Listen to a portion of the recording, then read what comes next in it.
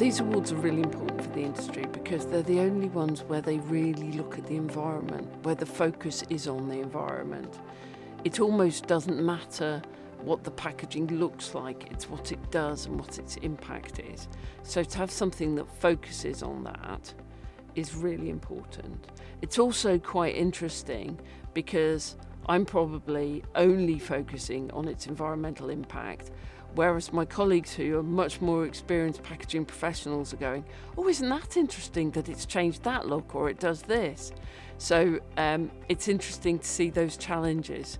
I think judging at these events is always fraught with opinion and many different opinions, and that's what we love about the judging. Everyone has a different perspective, a wealth of experience. I think on the judging group that I was in was over 100 years of experience of all different categories, from retailers, from brands, from the materials, from plastics to corrugated to carton. It's all there, and we really get into the detail of those submissions.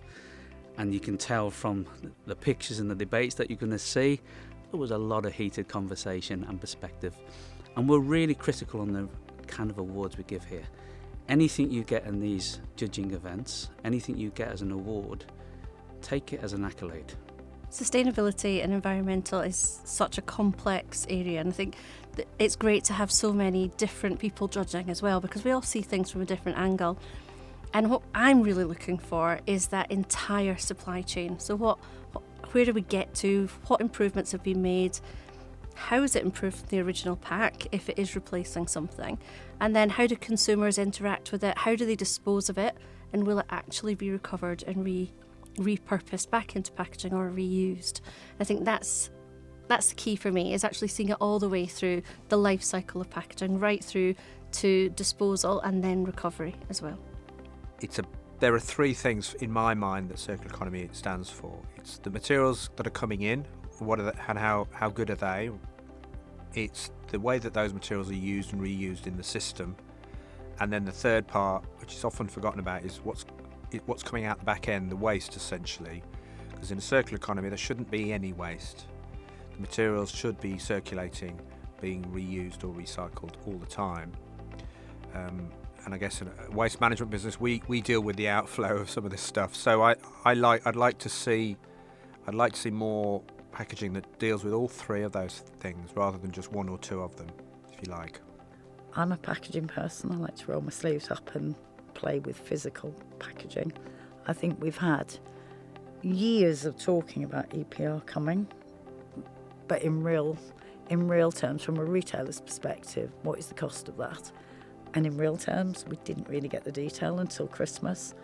So very little time to actually make material changes, to have a positive impact on the obligation. Nobody minds paying the obligation, but we all want to minimise it as best we can. As judges, we're looking for a few key features in an entry.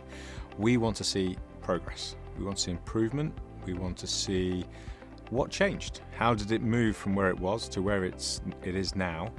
And that everything is lined up to do that. So what I mean is we want to see evidence that it is moving on, and it's not just meeting the requirements of what others have done in the industry. Yeah, unfortunately there's an awful lot of greenwashing, green hashing, all sorts. So to be able to cut through all of that, so anybody can say anything.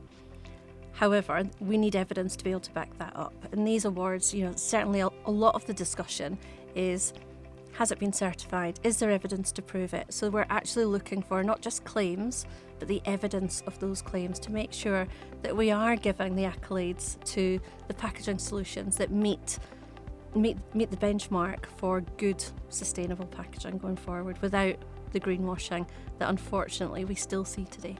We're also very busy. Every one of us is extremely busy at what we do. We have these moments in time where we can come together around a subject, and it's as much the conversations offline from the presentations that are important as the presentations themselves. It's the same with the shows as well. It's a good place for us all to be together.